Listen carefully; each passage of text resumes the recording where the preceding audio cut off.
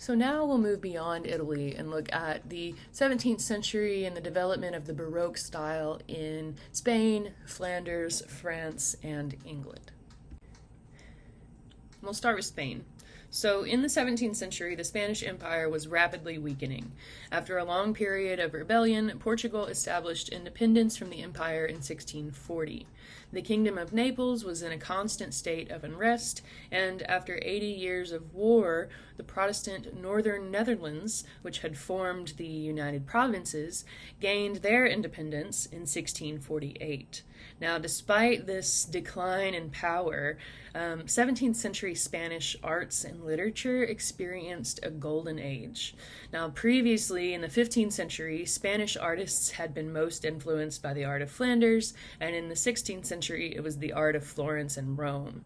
17th century Spanish painters were profoundly influenced by Caravaggio's frank realism and dramatic tenebrism.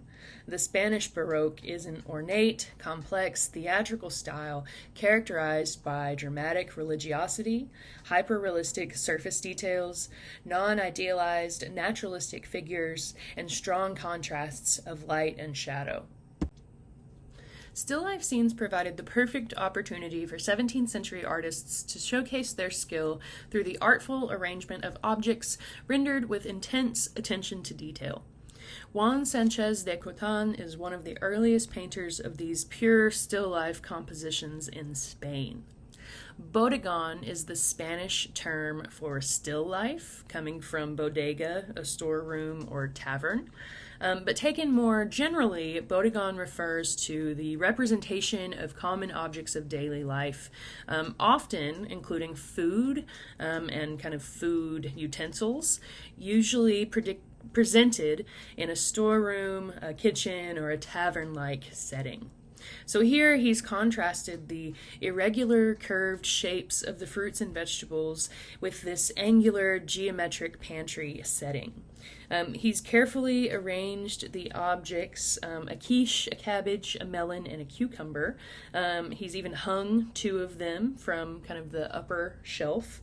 And he's created this rather ordered arc or curve set against the impenetrably dark background and bathed in a strong sort of spotlight.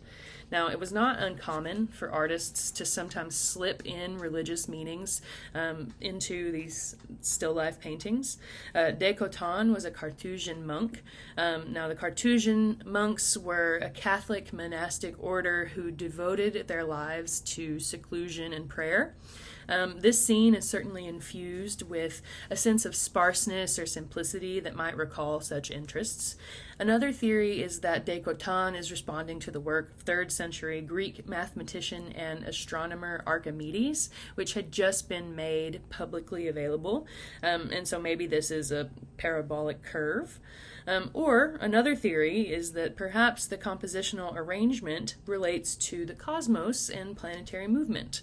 But regardless, the incredible attention to surface detail implies a sort of meditative, close observation, and the strong contrast of light and shadow adds a certain level of theatricality to this otherwise mundane scene.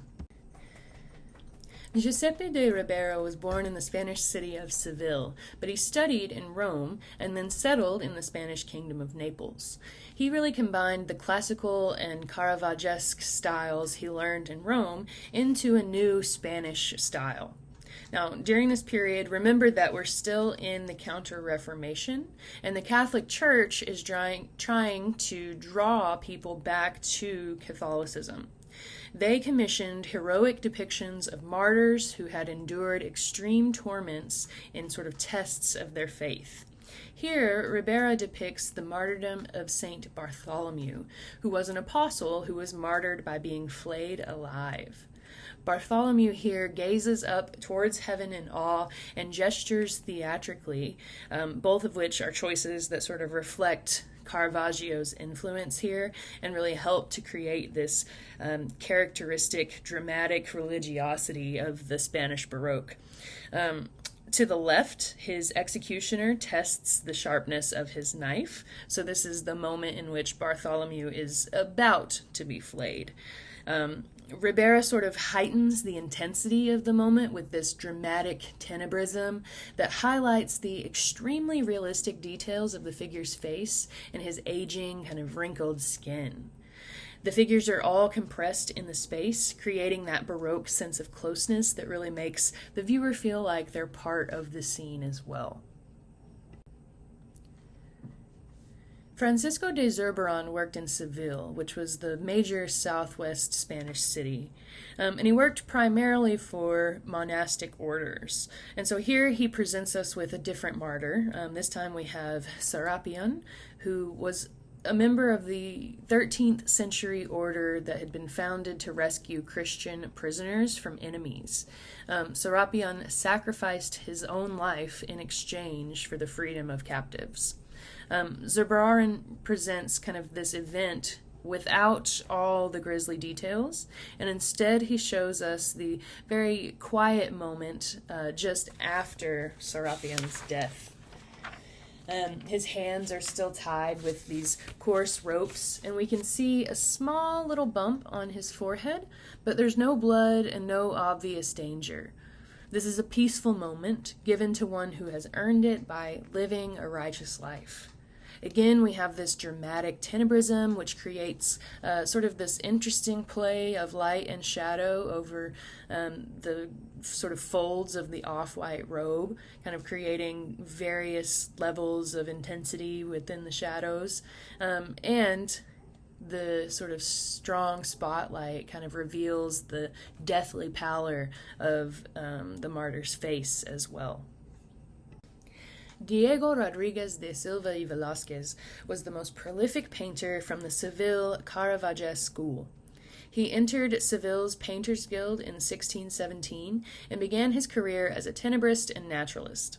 Many of his early scenes combine the Bodegon's emphasis on still lifes of food and kitchen utensils with genre scenes, or scenes of everyday life, as well as highly realistic portraiture, all of which he based on studies and sketches from observation, like he's done here in the water carrier of Seville, painted around 1619.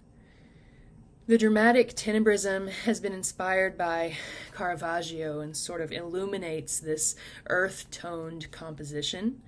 The central man in profile was a well-known water seller from the city, and people would have been able to recognize him by this portrait. His skin looks to be sort of aged and wrinkled from the sun, and he's dressed in humble, rough woolen clothing. He offers a glass of water that's been freshened up with a fig to this young boy who sort of emerges from the shadowy background. The two figures are connected kind of here at their hands, but notice that they both sort of stare kind of past one another, and they don't seem to, acknowledge one another at all. We have this third, older figure that stares out at the viewer, but he's barely perceptible in the deep shadows of the background. Some scholars argue that Velázquez is presenting the same character at 3 different ages and points in his lifetime, but it's just as likely that he's depicting a scene that he witnessed in the city. Regardless, the figures and objects allow the artist to show off his virtuosity at rendering volumes and various contrasting textures in a dramatic, natural light. Notice how light reflects differently off the glazed ceramic water pot at the left here, and then the sort of coarser, unglazed clay jug here in the foreground.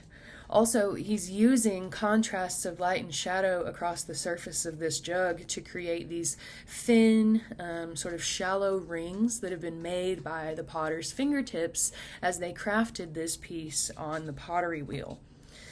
You can also see how the wool and the sort of dense velvet of the figure's costumes really absorbs the light, and then the glass here and the water within it, and I guess the little water droplets that are sort of evident, here they are, down here on this jug surface, that sort of refracts and reflects the light in an interesting way as it passes through those transparent materials.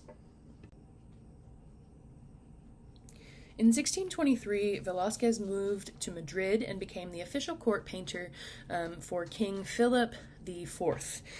This was a very prestigious position that he maintained until his death in 1660. The opportunities that this position offered him, such as studying paintings within the royal collection and traveling to Italy, really allowed him to develop his own distinctive style, although he's still really influenced by Caravaggio and other contemporary Italian painters. He took a specific interest in creating large narrative scenes with complex figural compositions. One of his best known and most striking works is this huge multiple portrait titled Las Meninas, or Maids of Honor, created in 1656 near the end of the artist's life. The central focus of the scene is the 5-year-old princess or Infanta Margarita, the daughter of King Philip IV and Queen Mariana of Austria. This petite blonde girl is illuminated in the center of the composition, surrounded by her maids of honor or her attendants, most of which are identifiable portraits. In the background, silhouetted by light coming through this open door, stands a man identified as one of the Queen's most trusted attendants named Nieto. He, along with several other people in the room, including the princess, look directly at the viewer. In the shadowy middle ground, we have these two attendants toward the left side of the composition that seem to sort of gesture towards the viewers while they have a whispered conversation. All of this direct interaction really serves to draw the viewer into the scene. Some scholars argue that the viewer stands in this space that is occupied by the king and queen, whose reflections can be seen in this large mirror on the back wall. This is maybe a clever reference to Jean van Eyck's Arnolfini portrait, which was in the Spanish royal collection at the time. Velázquez also includes himself in the composition, standing beside a huge canvas, paintbrush in hand, looking again out at the viewer. Perhaps he's looking at the king and queen, who are posing for a double portrait, or maybe he's working on a painting of the princess, and they've just stopped by for a moment to check in. The large size of the canvas here echoes the impressive size of this composition, which is roughly 10 by 9 feet. So maybe he's painted a genre scene in a convincing space with dramatic lighting that includes a portrait of himself, creating a portrait of the princess and her attendants, or maybe creating this very painting. This is also somewhat of a personal statement for Velázquez. He had for a very long time sought respect and prestigious acclaim for himself and for painters in general. Here he's shown himself dressed in black, kind of wearing the rich clothing of a palace courtier, and he has keys to the palace sort of tucked into his sash. And then in 1658, when he was made a Knight of the Order of Santiago by the Queen, he came back in and added the order's symbol, this red cross, on his chest to point out his achievement and proclaim the dignity and importance of painting in general. So now let's move to Flanders, which is in the Spanish Netherlands. So in about 1568, the northern Protestant regions of the Netherlands began rebelling against their Spanish rulers. By 1579, they had joined together as the United Provinces, and they began a long struggle for independence, which wasn't achieved until 1648. The southern regions, including Flanders, remained under Spanish control, and they remained predominantly Catholic. Now, during the years of conflict, Protestant iconoclasm had destroyed a lot of religious artworks. So in the 17th century, we have this emphasis on the restoration of Catholic churches and the commission of new sacred arts. Flanders, which was the capital city of the Spanish Netherlands, really developed into a major arts center. Peter Paul Rubens was a prolific Flemish painter whose works really exemplify this Flemish Baroque style. He was accepted to the Antwerp Painters Guild at the age of 21, and shortly thereafter, in the early 1600s, he traveled to Italy, where he served as the official court painter to the Duke of Mantua for about 8 years. The Duke sent him to copy famous paintings all over Italy and Europe for his own collection, and paid for Rubens to take 2 extended trips to Rome to study works from classical antiquity, the Italian Renaissance, and the works of contemporary Italian artists like Caravaggio and the Carracci. In 1608, Rubens returned to Antwerp, and then in 1609 he accepted the position of court painter to the Archduke of Flanders. So he, around that same time, commemorated his marriage to Isabella Brant with this large double portrait of himself and his bride seated together in front of this big honeysuckle plant with yellow flowers.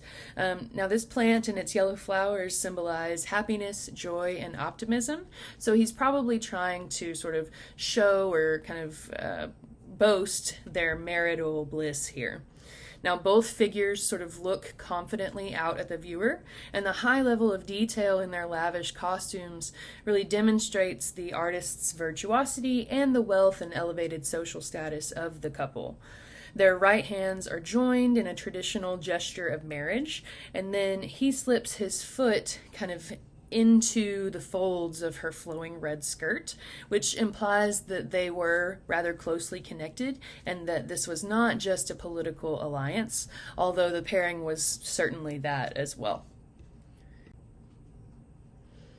In 1611, Rubens and his family moved back to Antwerp, where he opened a large painting studio that employed dozens of assistants to help him satisfy his many clients all over Europe.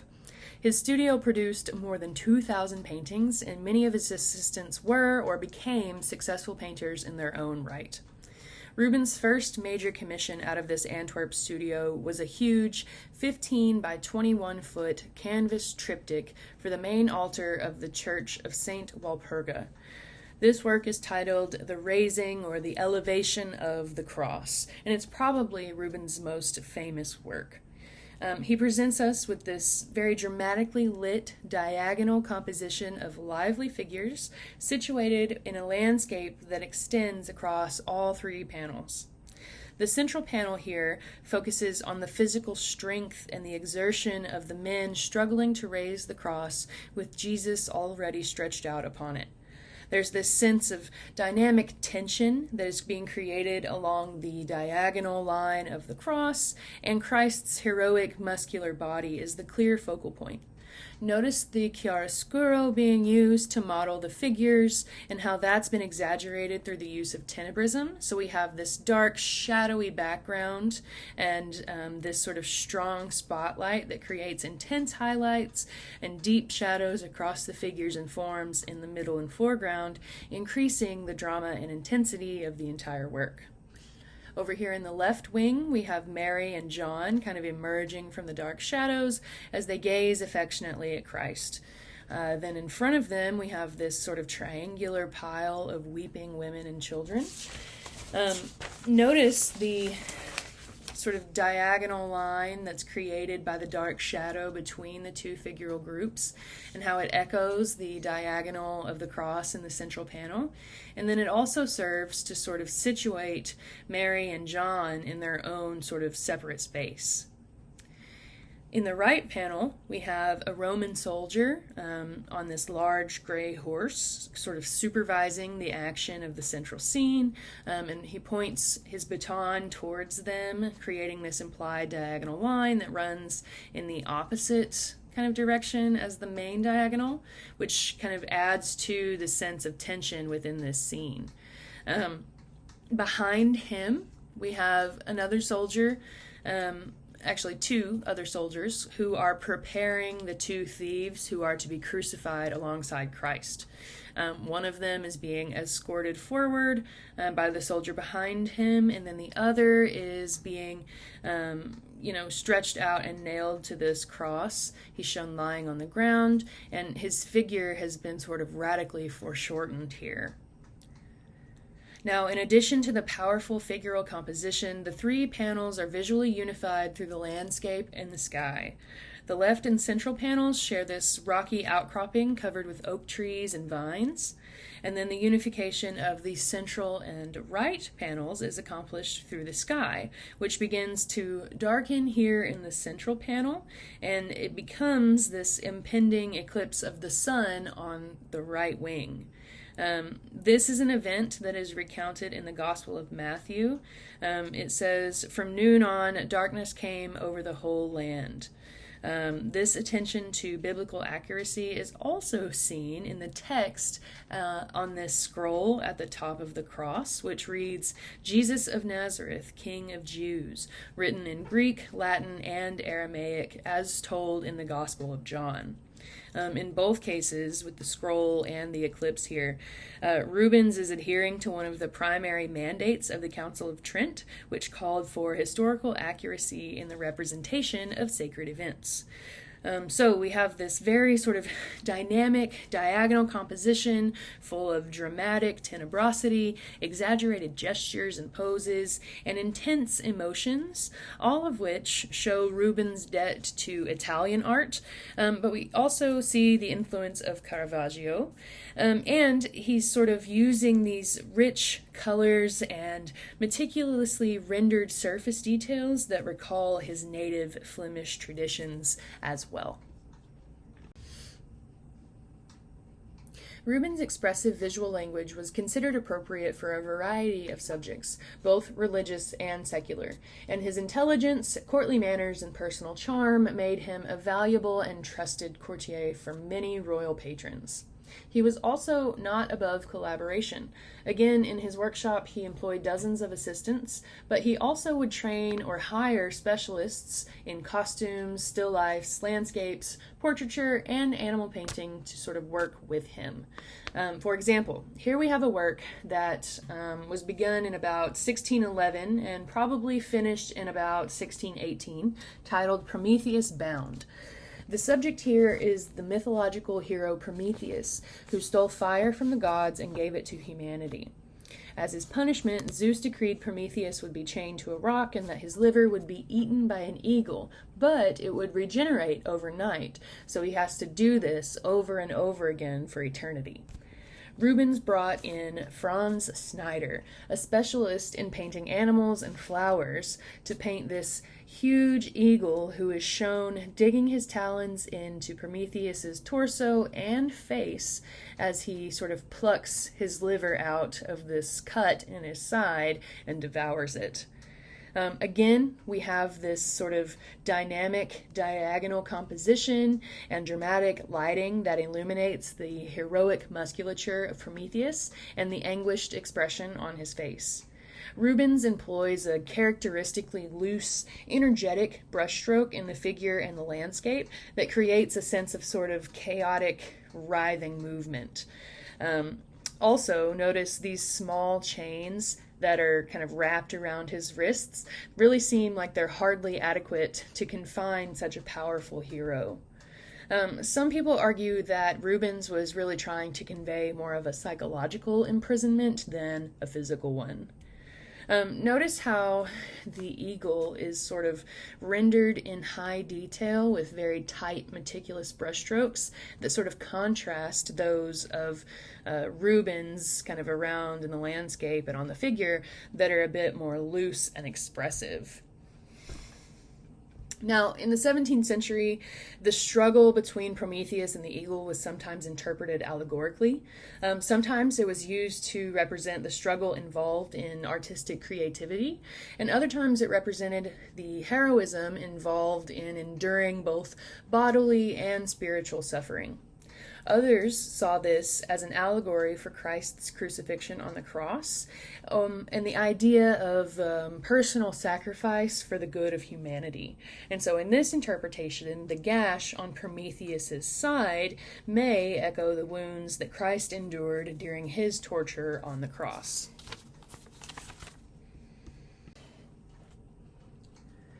So by the 17th century, France was well established as a major world power and cultural center, but they experienced nearly continuous foreign and civil wars throughout the century.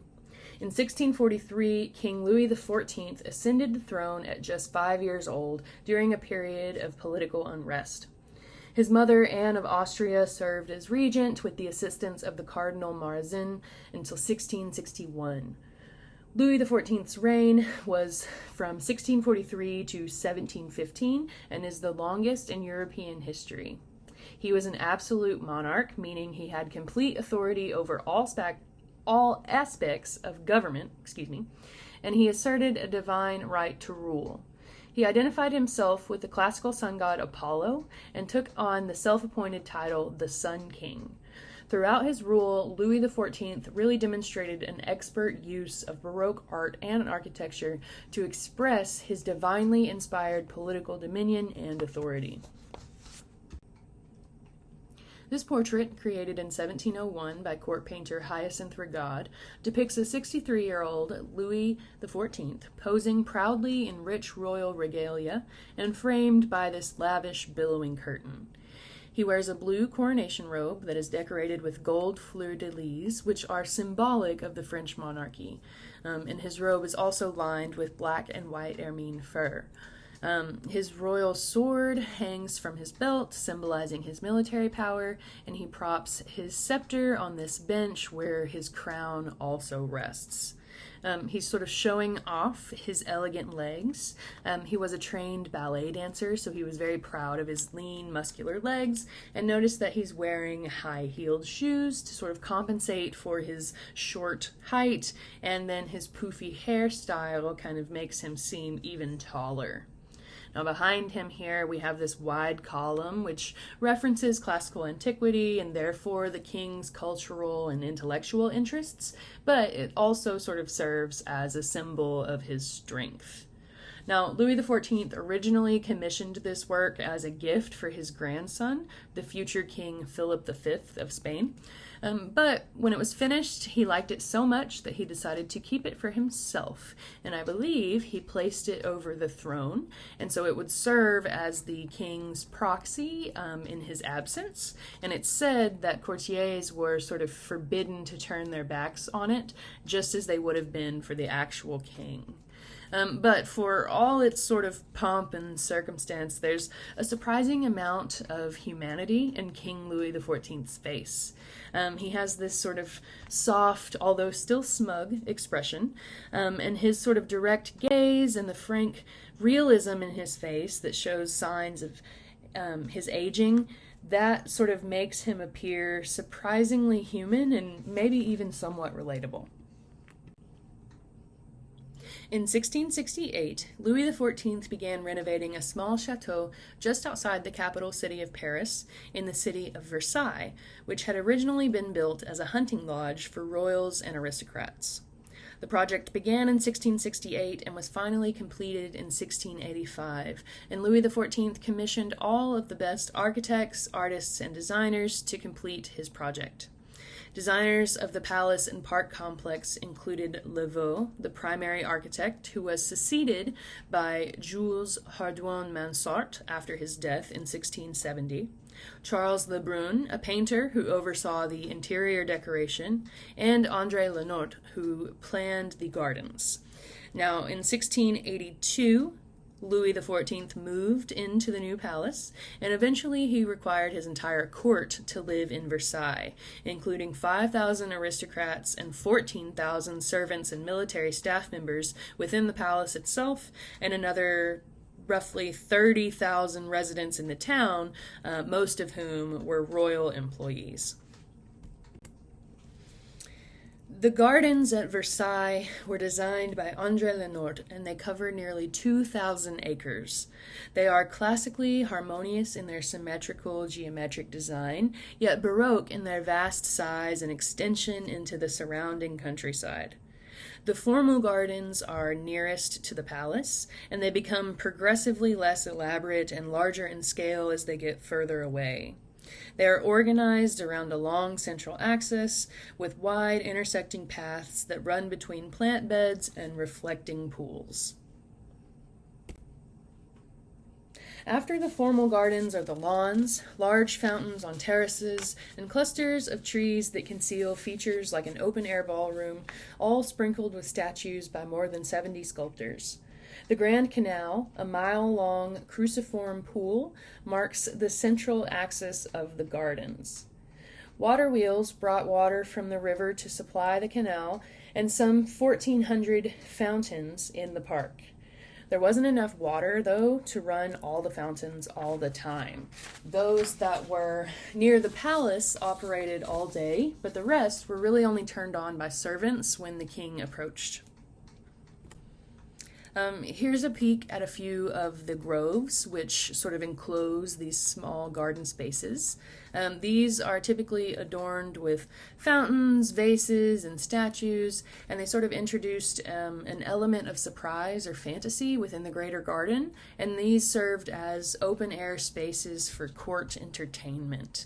So this is that open-air ballroom that I mentioned a moment ago. Then in 1669, a smaller sort of pavilion-like palace called the Trianon was built near the kind of end of the second canal. And then back here we have a Petit Trianon, which is sort of a chateau, and then it has its own gardens, as well as several other features. I believe this is where like the queen would have gone to escape the king's kind of daily life, I believe. To satisfy the king's desires to have blooming flowers all year round, they filled the gardens with imported plants brought in by the French Navy. It's said that the head gardener had nearly 2 million flower pots at his disposal. So the palace itself was constructed in 2 phases. Laveau's first editions, which were built up around the existing chateau between 1668 and 1670. And then the second phase was an enlargement completed by Jules Hardouin-Mansart between 1670 and 1685.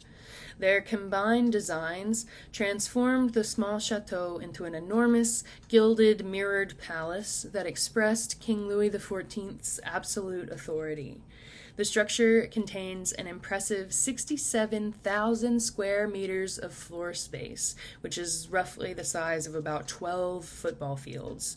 And this is divided into about 700 ornate rooms, and there's a total of about 153 large windows. Now, the facade of the central block is divided into sort of a ground floor with larger, rougher blocks of stone, a main floor that is lined with these huge arched windows separated by ionic columns and pilasters, and then an attic level that has these rectangular windows, again kind of flanked by pilasters, and then we have a flat terraced roof. The whole design sort of carefully balances horizontals and verticals, and then we have these 3 sort of projecting rectangular porticos with these open kind of colonnaded porches. Hardouin-Mansart also enclosed a previously open gallery on the main level that ran the entire length of the building, creating the famous Hall of Mirrors, a vast reception hall about 240 feet long by 47 feet tall. So this would have been a waiting room for those seeking audience with the king. The architect has really achieved balanced symmetry and created a sense of both extravagance and expansiveness by lining the interior wall with these sort of large mirrored areas that match the size and shape of the 17 huge arched windows on the opposite wall. Venetian glassmakers were brought in to make the largest panels of the finest glass possible. Now, mirrors were very small and expensive at this time, so these huge kind of walls of glass were accomplished by fitting together about 357 18-inch mirrored panels. And so these mirrors reflect the natural light from the windows and create the impression of sort of a larger space. At night, the mirrors reflect the flickering candles in the golden chandeliers and really transform the hall into this glimmering, heavenly space. The interior decorations are also quite opulent, and they originally included gilded gold and silver chandeliers and furniture, as well as quite expensive paintings and sculptures.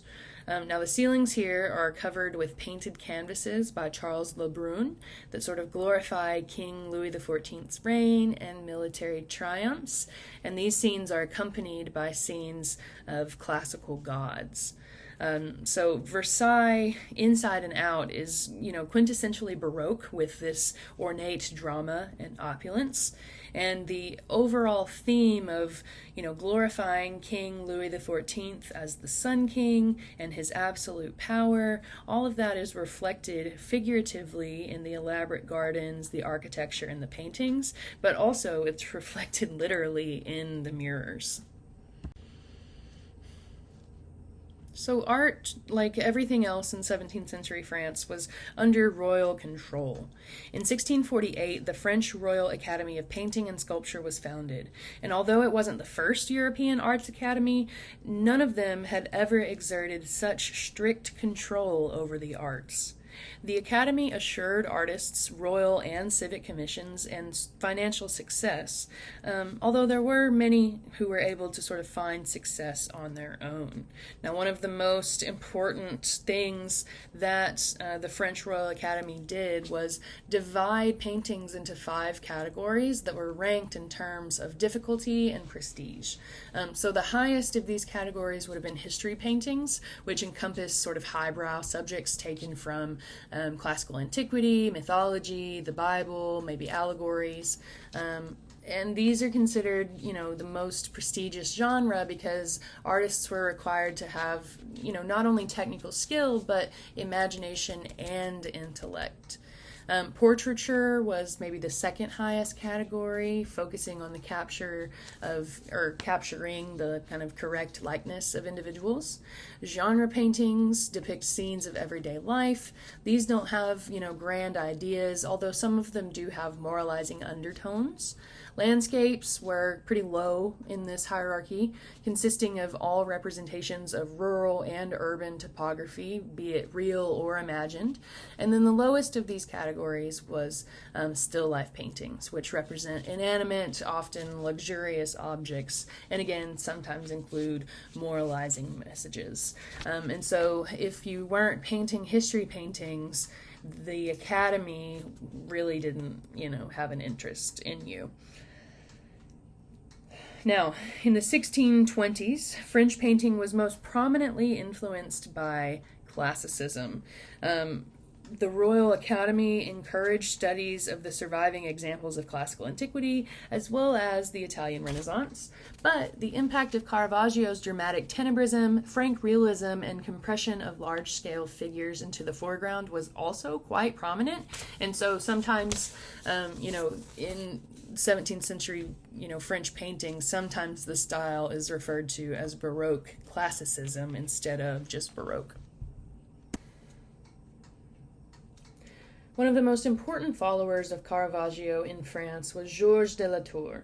He received major royal and civic commissions and became the court painter to Louis XIII in 1639.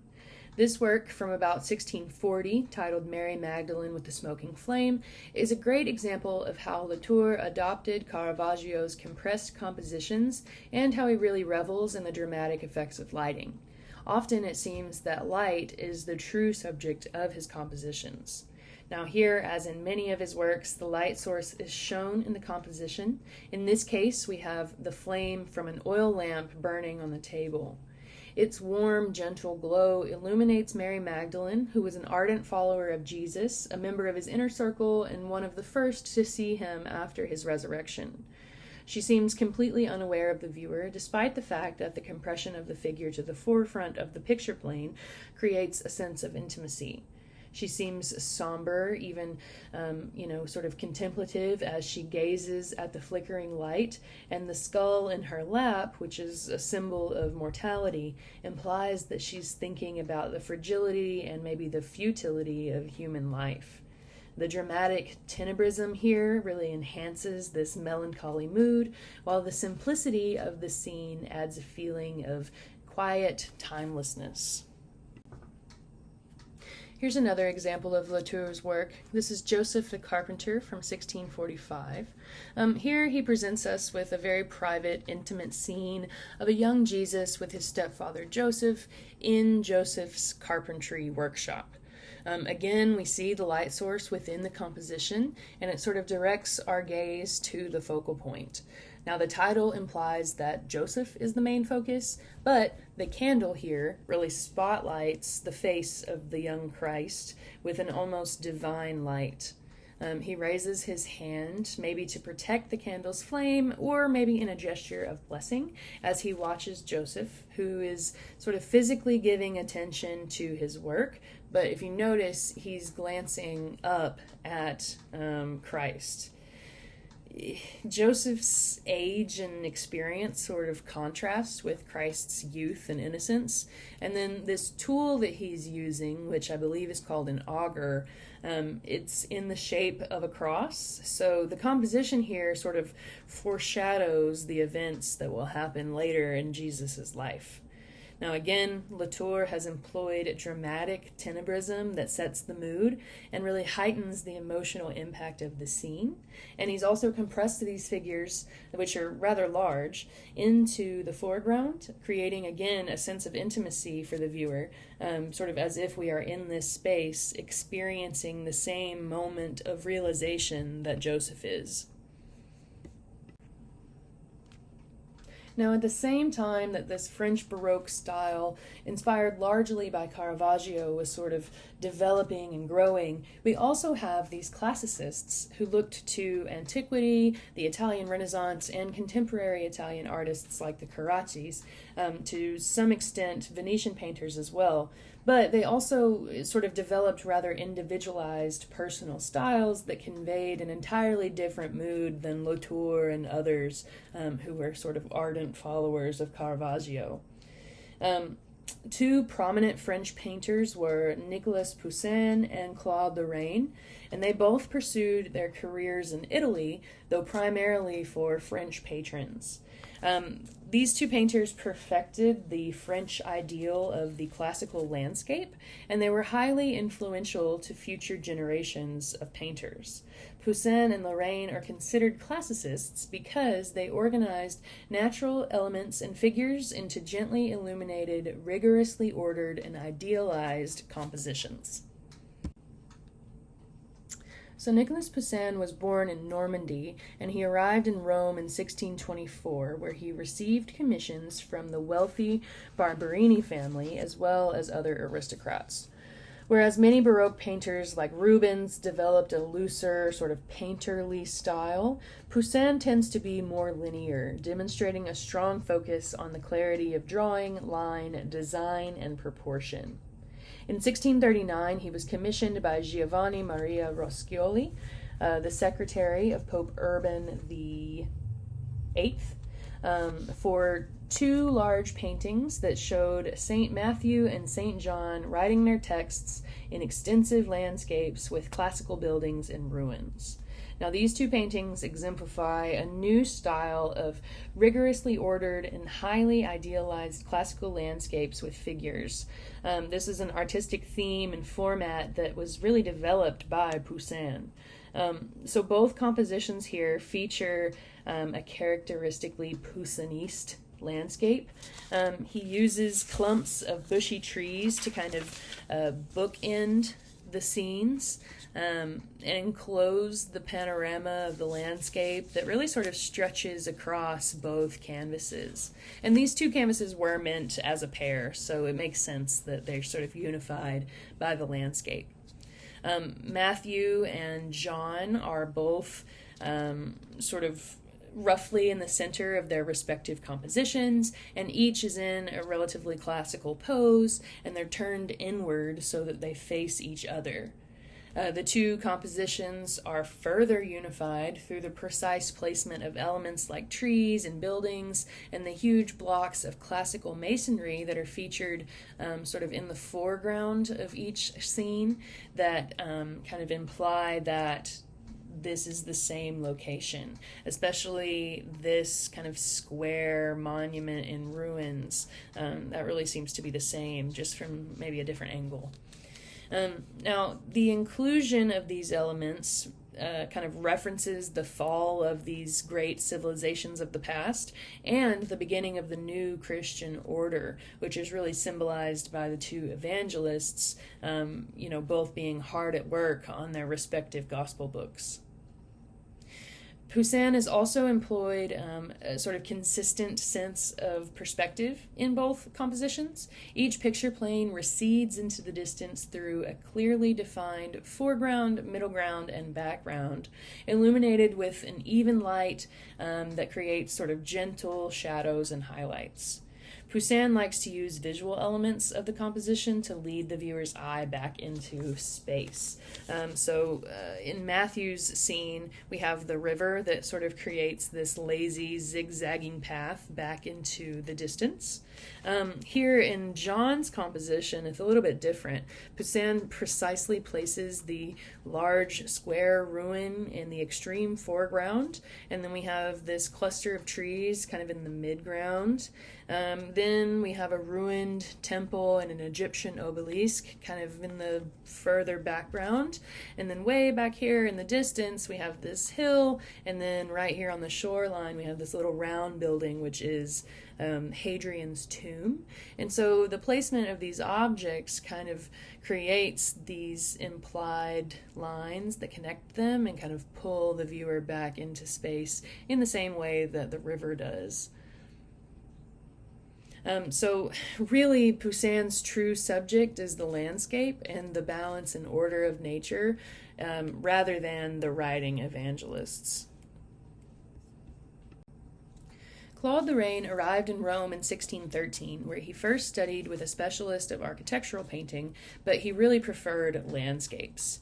He spent a lot of time sketching outdoors, and then he would return to his studio to compose his paintings. He was fascinated with light, and his works are often more like studies of the effects of the rising or setting sun on colors in the atmosphere. His favorite compositional device, which has been much imitated at this point, is the placement of one or two large objects in the foreground, such as maybe trees, buildings, a hill, or a group of figures, which the viewer's eye travels past to sort of enter the scene, again, often along diagonal pathways that are sort of similar to Poussin's.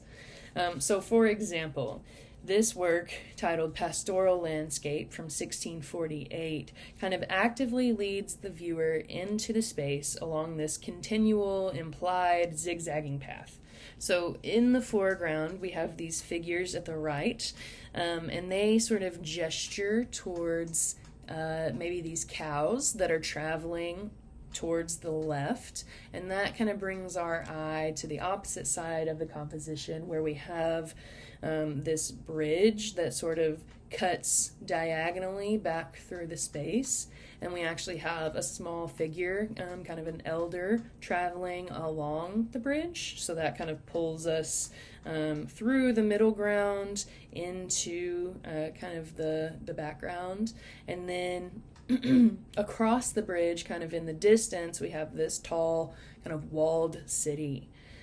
So Lorraine here has really created contrast between kind of the warm, soft contours that are in the pastoral countryside and the right foreground, and then this sort of misty, angular city in the background, and the hazy hills that kind of extend infinitely into the distance.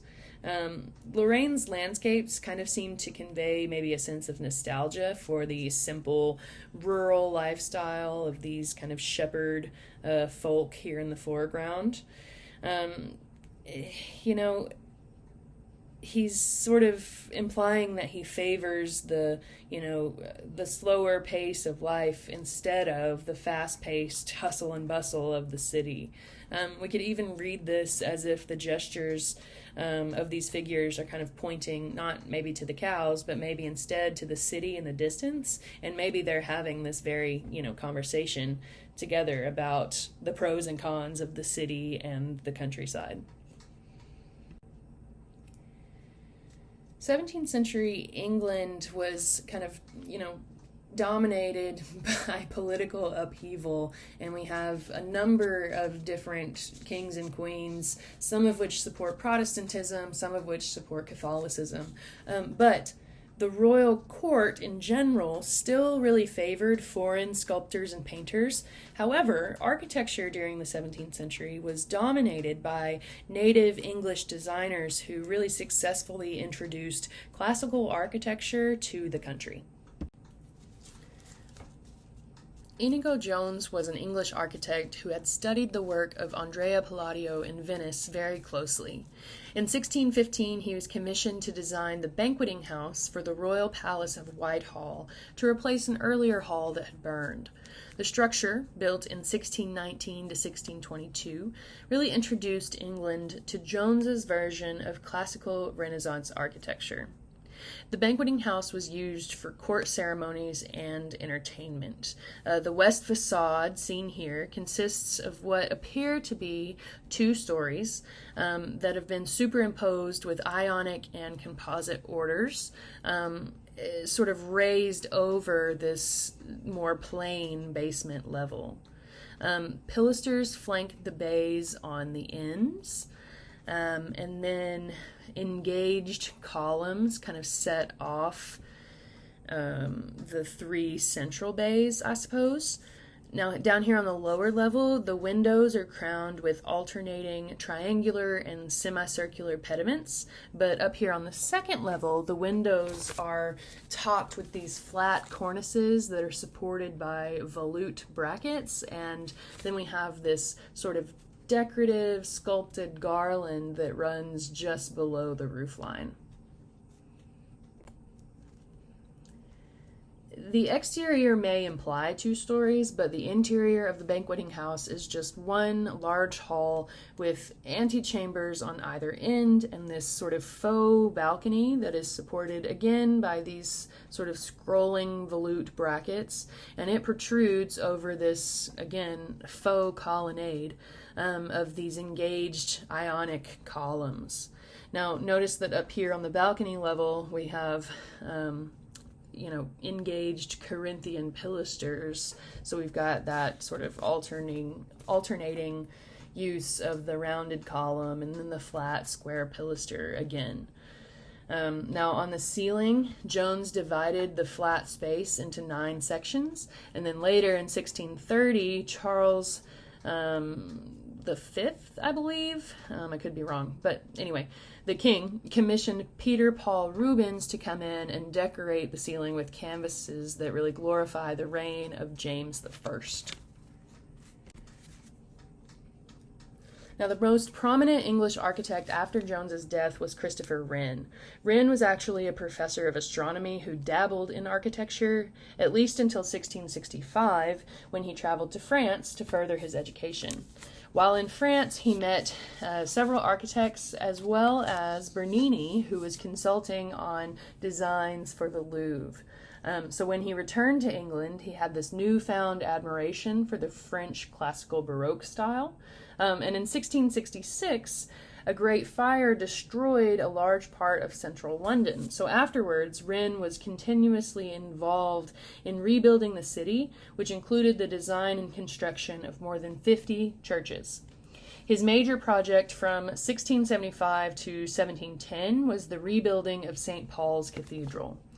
Wren designed a centrally planned church, but that design was rejected, and he was forced to transition to a basilica plan to accommodate Reformation tastes. So St. Paul's has this long nave and sanctuary with small domed bays, and then semicircular colonnaded porticos that open into short transepts.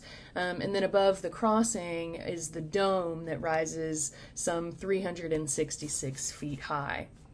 The dome has an interior masonry vault with an oculus, and on the exterior it's covered in lead-covered wood, and it has a brick cone that supports a tall lantern over the oculus. Columns around the drum recall Bramante's Tempietto in Rome, and the facade of the structure includes 2 levels of Corinthian columns that support a large carved pediment.